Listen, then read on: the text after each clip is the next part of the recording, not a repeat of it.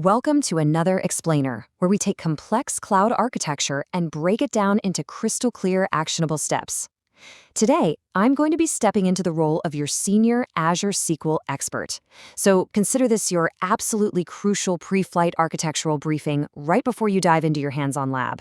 We're going to map out the exact blueprint you need for provisioning an Azure SQL database securely and efficiently. Here is your mental roadmap for today's briefing. We'll start with the DBA mission, move into building the network foundation, provisioning the SQL DB itself, connecting query, and wrap up with the crucial cleanup. Having this exact structure in your head is really going to reduce your cognitive load before you even touch the Azure portal.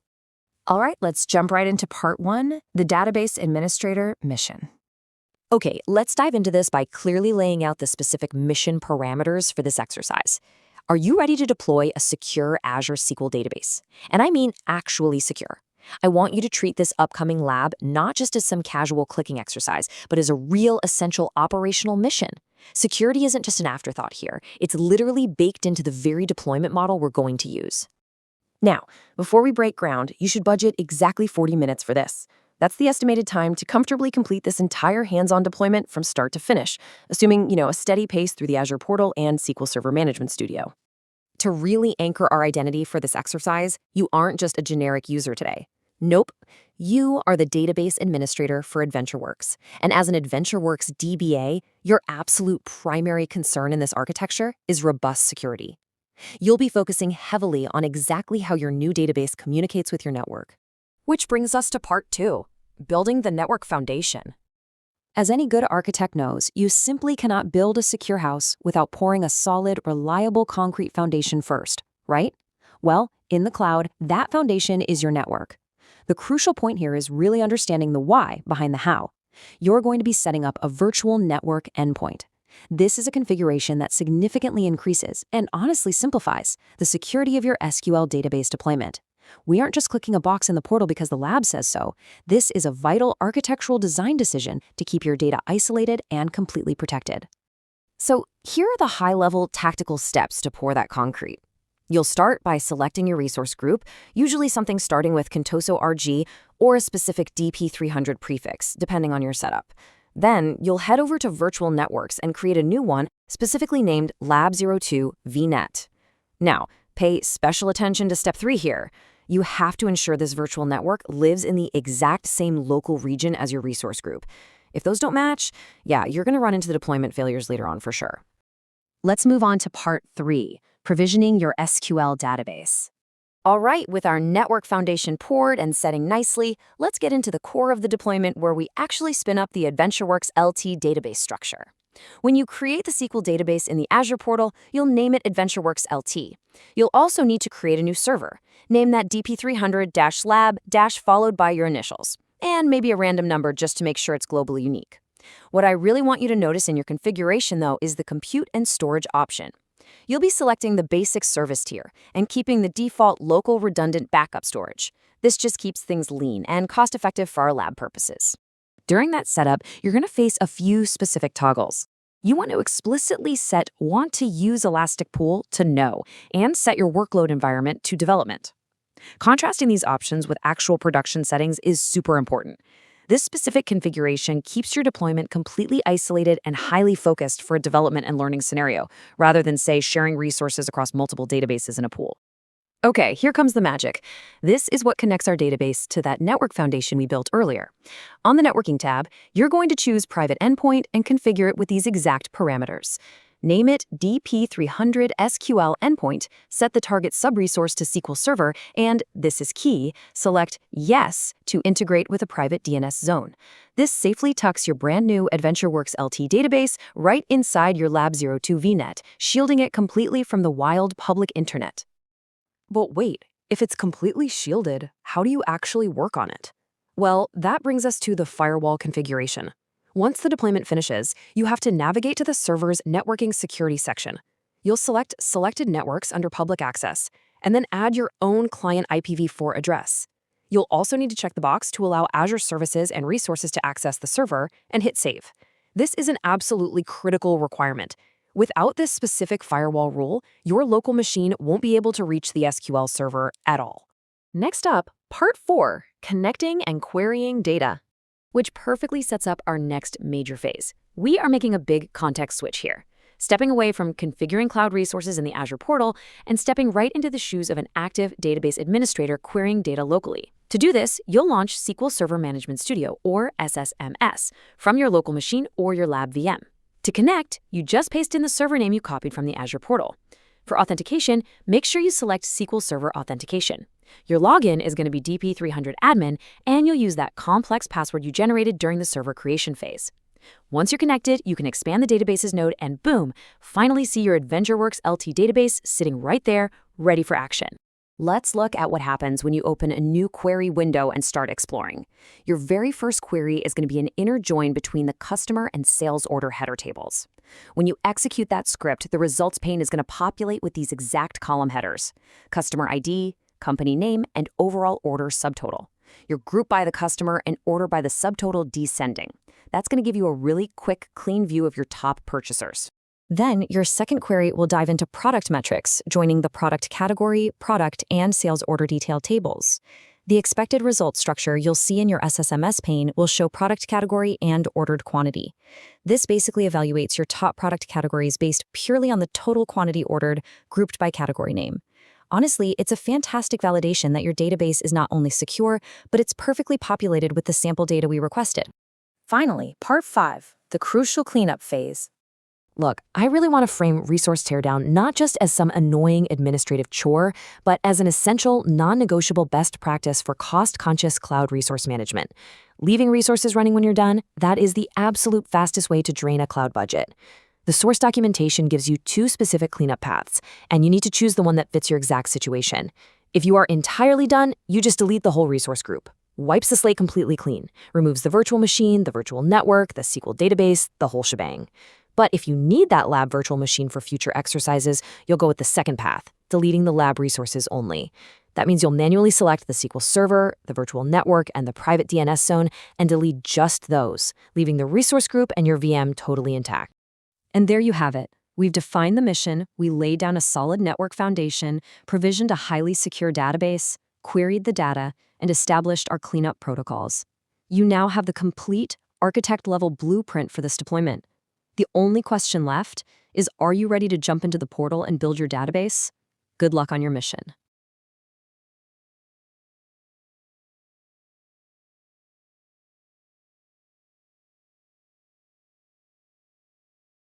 In this section of lab, we will go through DP-300 database administrator, plan and implement data platform resources, and lab 2, provision and Azure SQL database. So as a database administrator for that adventure works, task is to set up a new SQL database, including a virtual network endpoint to increase and simplify the security of the deployment. So in this case, we are going to use network endpoint for accessing the database. SQL Server Management Studio will be used to evaluate the use of SQL Notebook for data query and results intentions. So let me start that one. Remove this side. Here I am already connected to Azure portal. So let's search for virtual network. So you can search for VNet or network. So like VNet. You can see that virtual network, select that options. Then click on create button to create a virtual network. Then you can see in the basics tab. So select the subscription, select the resource group, then give a virtual network name.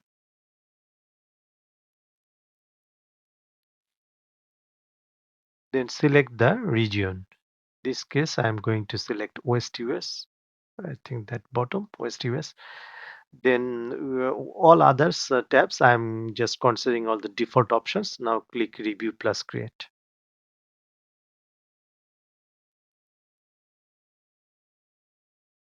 When validation passed, select on create button. So deployment in progress now.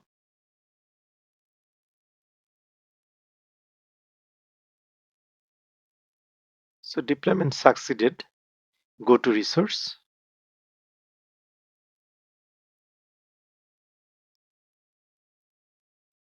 And you can see that Lab02 VNet virtual network is created. And down below you can settings wise, you can see the address space. You can see the underneath subnets. That's part of this one. All related information. So now we are going to provision an Azure SQL database through this portal. So in the search box, search for SQL database.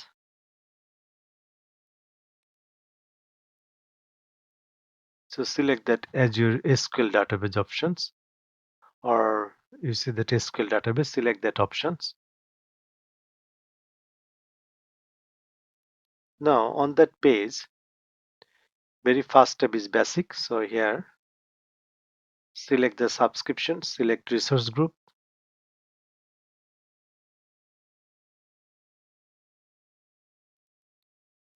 and give a database name here.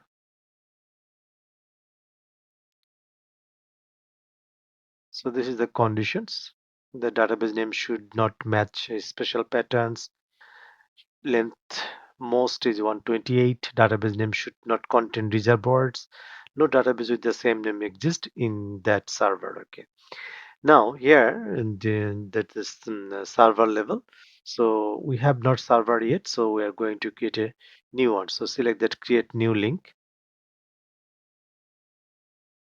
And then it's giving that the what the server name will be. So here give a server name. And you give the options it's meeting requirements or not, and you can see that then it's getting also like cloudwise that database.windows.net.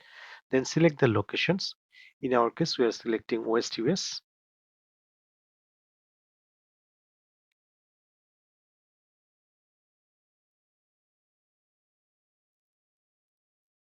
Next you can see that authentication method. We're going to select use SQL authentication. Next option is give a server admin login. So let me give that admin name. So DP-300 admin, and give a password here.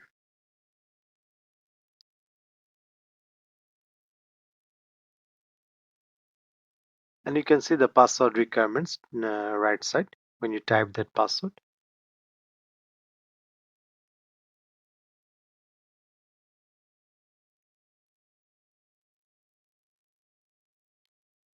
Then click on OK button.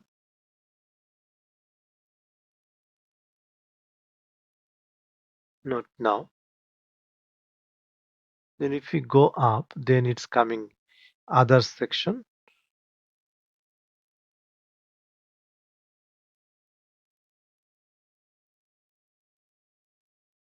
Click here networking.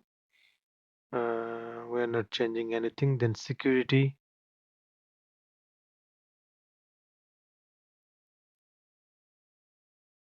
Additional settings, data source, database collection, maintenance window.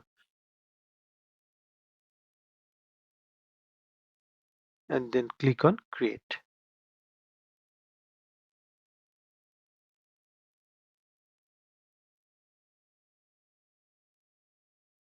So there are some validation issue, maybe some policy requirements.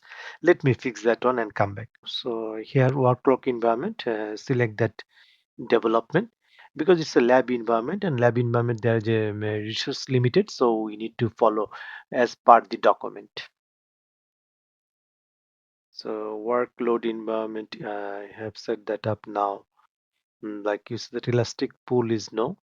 Workload environment is development. Then we go to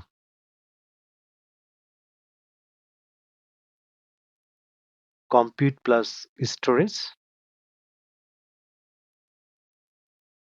Then you see the configure database. select that options, and here service tier has got general purpose. So if we select that one,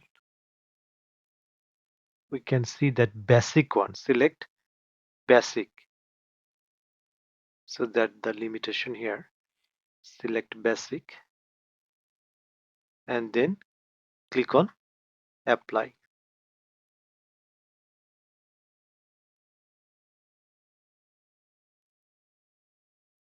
Next, backup storage redundancy, locally redundant backup storage, that is fine. Then click networking. Now here, because we are going to connect with private endpoint, so you can see that connectivity method, no access. So here we are going to use private endpoint. So select that private endpoint options.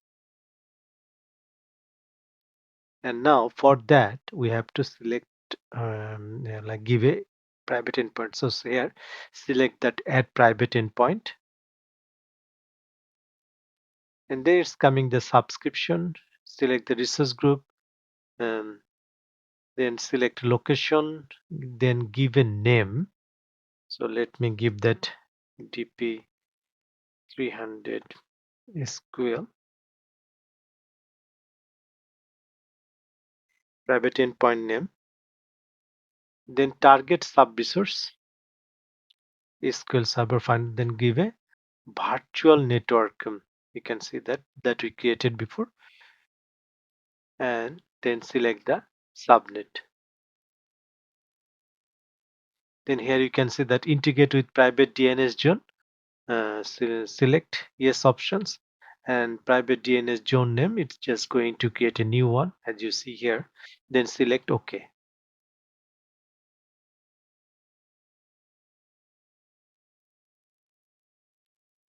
So now here you can see that the private endpoint information is here. Then select that review plus create. Otherwise, if you want to, okay, no, let's go through all other options. So security section,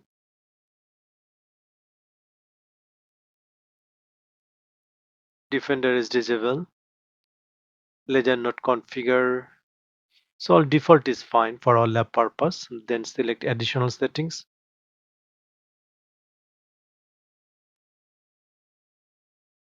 Here you can see that for additional settings, we are creating a database and there is options like use existing data. So we are going to select that sample data,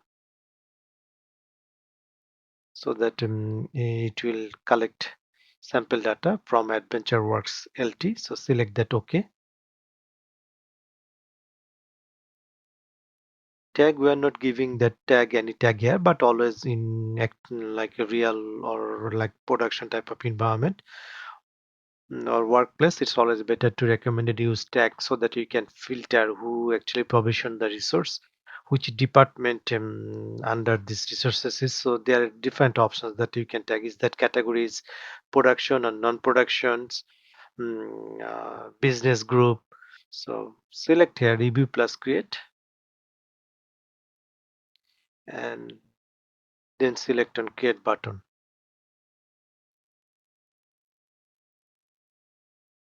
So it's showing that validating. You can see that initializing deployment, then it's submitting deployment. Now it's deployment in progress. So let me back when this is ready. So deployment is completed. We can select that go to resources.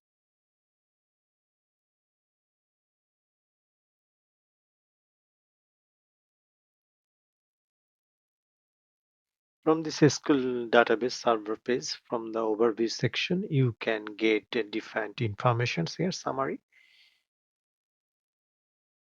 And you can see the resource group status, location, subscription, then server name.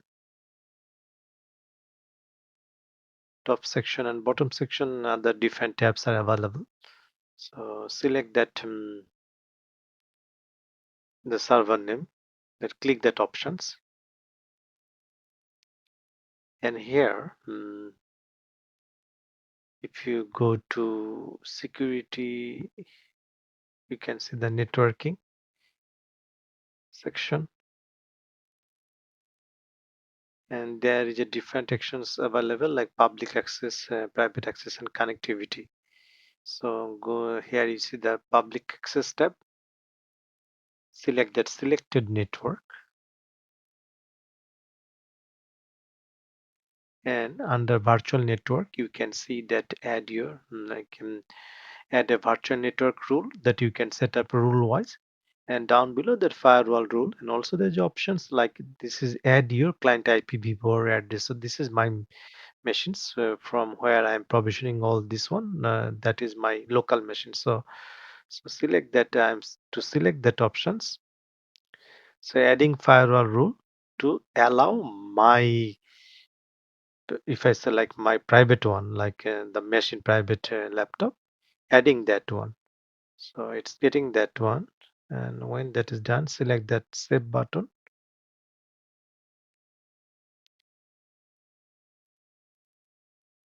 When I did that one, I can select that allow Azure services or resources to access these servers. So click save button now.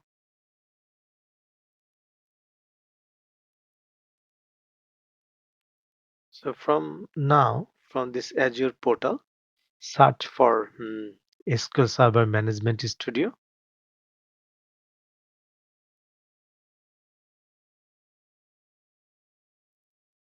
So you can type that SQL Server Management Studio.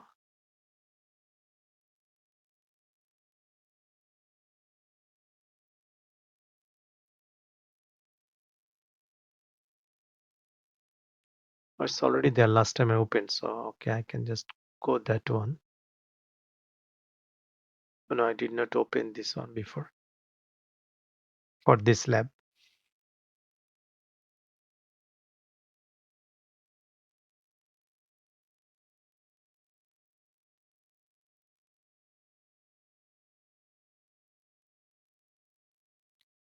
So here,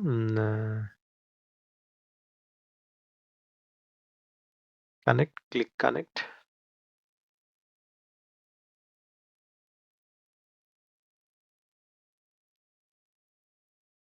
From here, when you are navigating that databases, we can see all the databases, system databases. You can see the default one, database snapshot. If you take a snapshot,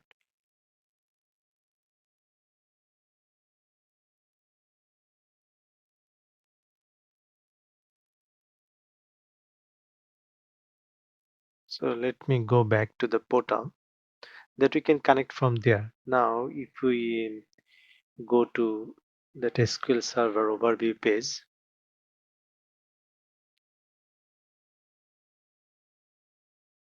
and we can see the server name. So select that server name, copy that one.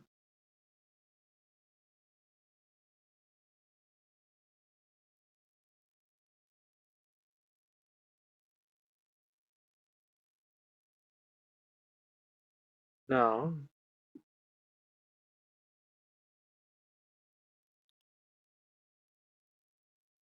so let me close this one, exit, and you go to SQL Server Management Studio now.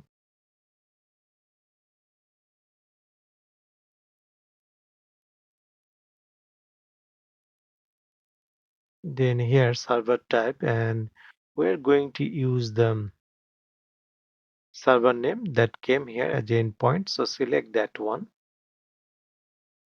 and paste it here.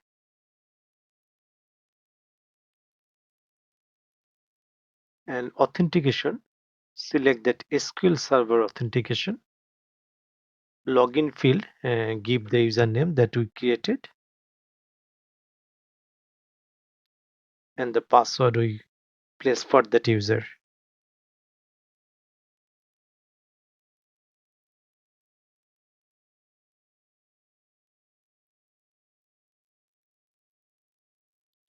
Then click connect.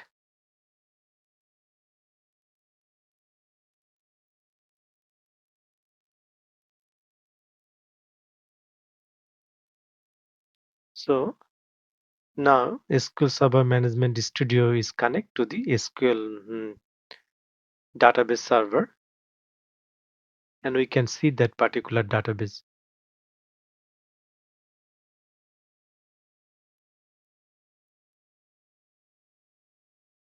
And that database related informations like tables, all the different objects relate to this database, we can see that on here. And to execute a query, you can see that there is options new query, and there is also, like, if we right click, let me go there. Sometimes system is little slow.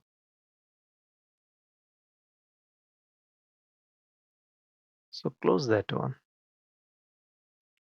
So in the new query page, let me execute, copy the SQL. After copying the SQL, select that execute button to run this query.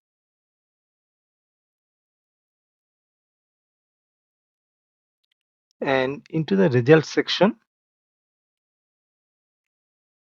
you can see the result of the query.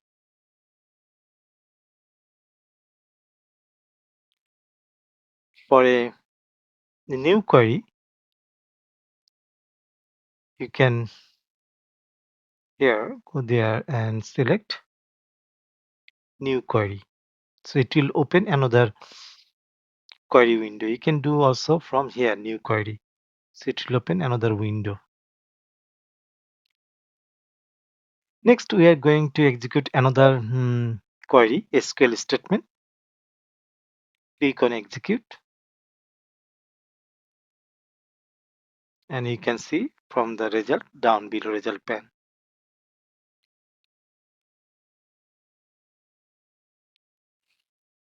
So now to close that one, we can just close this button.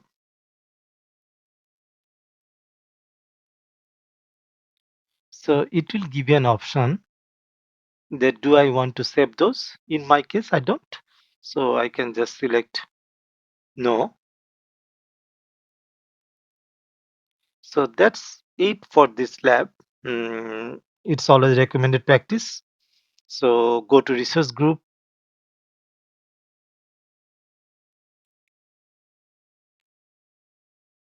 and then remove that resource group so that it does not incur any additional cost. So here you can see resource group. You go there, go to resource group, then delete resource group. Select that resource group, copy that one, paste it here, click delete. So if you have any questions, please add that into comment section. Otherwise, see you into next lab.